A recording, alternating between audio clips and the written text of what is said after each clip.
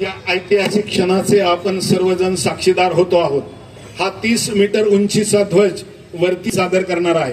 हे या ठिकाणी मानवंदना झाल्यावरती राज्यगीत, राष्ट्रगीत आणि राज्यगीत होईल।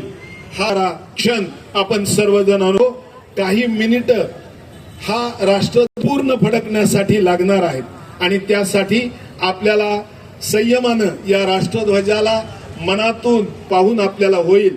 म्हणून माननीय नामदार अजितदादा पवार साहेब यांच्या संकल्पनेतून हा 30 मीटर उंचीचा कायमस्वरूपी बारामतीकरांना देशाभिमानाची साक्ष देणारा हा कार्यक्रम आपल्यासाठी आदरणीय दादा घेऊन आलेले आहेत आणि आपण सर्वजण आता त्या कार्यक्रमाचे साक्षीदार होत आहोत। खासदार सौ सुनेत्रा वहिनी पवार या त्या ध्वजाचं ध्वजारोहण करतायत आणि हा ध्वज दिमाखानं डौलानं हळूहळू वरती जातो आहे। अनेक चांगल्या आठवणी या निमित्तानं आपल्या मनामध्ये साकार होत आहेत। गेली 78 वर्ष आपण या ध्वजाची पूजा करत आहोत।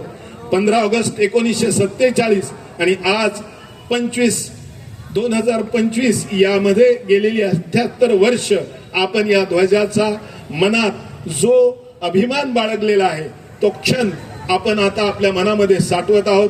हा ध्वज हळूहळू वरती चाललेला आहे आणि तो पूर्ण फडकल्यानंतर आपण विनंती करतो की या ध्वजाचा सन्मान, या ध्वजाचा पूर्णपणे सन्मान राखण्यासाठी आपण आपल्या जागेवर उभं राहावं। काही मिनिट याच्यासाठी जाणार आहेत।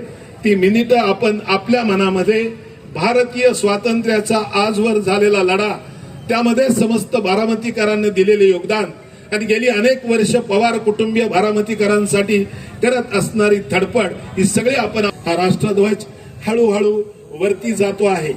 या राष्ट्रध्वजासाठी आपल्या मनामध्ये जितकी स्वातंत्र्य मिळवणाऱ्या स्वातंत्र्य सैनिकाची भावना होती तीच भावना समस्त बारामतीकरांची आहे।